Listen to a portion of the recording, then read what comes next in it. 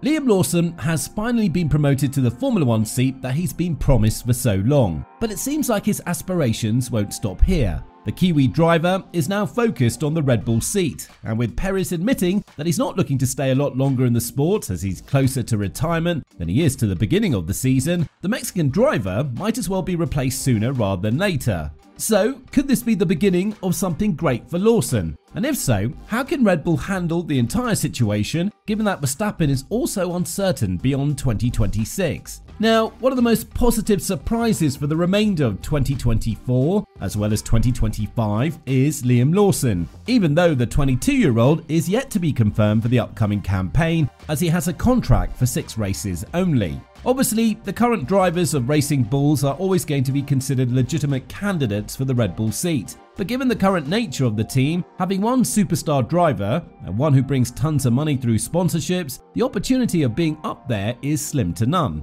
This, however, can change in the blink of an eye, now that the car has been quite questionable with its performance, and with the Austrian team needing 2 strong drivers to deliver the maximum number of points, this is a problem that they need to fix sooner rather than later. And there is no question about it. The primary reason why Red Bull have lost the lead in the Constructors' Championship is because of Perez, and this might not even stop at P2, with Ferrari being dangerously close in P3. Now, having 2 drivers who are consistently outperforming the Mexican driver, if the Italian squad can bring working upgrades from Austin onwards, then it will be game on in the last 6 races, and it will definitely give Red Bull a lot to think about when it comes to who will drive where from 2025 onwards. The fact that Lawson doesn't have a contract with Racing Bulls for the upcoming year is something that needs to be studied very well, because while many believe that it's because he needs to prove himself in Racing Bulls first, it could very well mean that they could prepare him for the seat next to Verstappen. Liam Lawson has also opened up about the opportunity to drive in Red Bull, and when talking about being part of the Austrian team, the Kiwi driver said,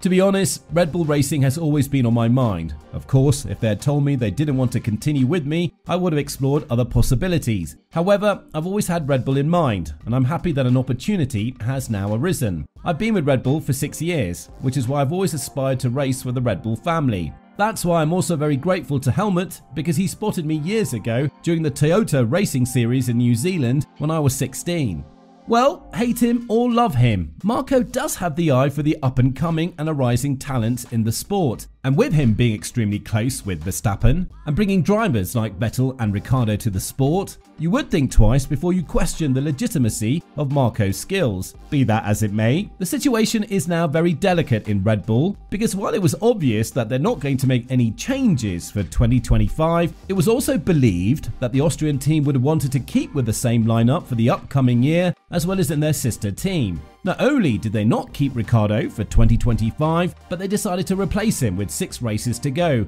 as reports have arisen that the 22-year-old Lawson had a clause in his contract that enabled him to drive in at least 5 races in Formula One in 2024. Whether or not that clause is realistic, we might never know. But the fact that this swap happened when there wasn't any particular need for it goes to prove exactly that. Now, as I mentioned earlier in this video, Sergio Perez has made some questionable statements about his future and stated that he's very close to retiring from the sport, as in his years and with the family he has, going to 24 race weekends in a year might be too much to handle. Not to mention the fact that the calendar might grow up to 26 races, with Madrid joining from 2026 onwards, and talks being held with dozens of other potential cities to hold a street circuit as well. So, it's safe to assume that Perez would find it extremely hard to accept the new reality of the sport. When talking about a potential early retirement, the 6-time race winner said, "I have 2 years of contract, and it's a long time in F1. I don't see myself keeping driving like Fernando, who I admire a lot with all he does at his age.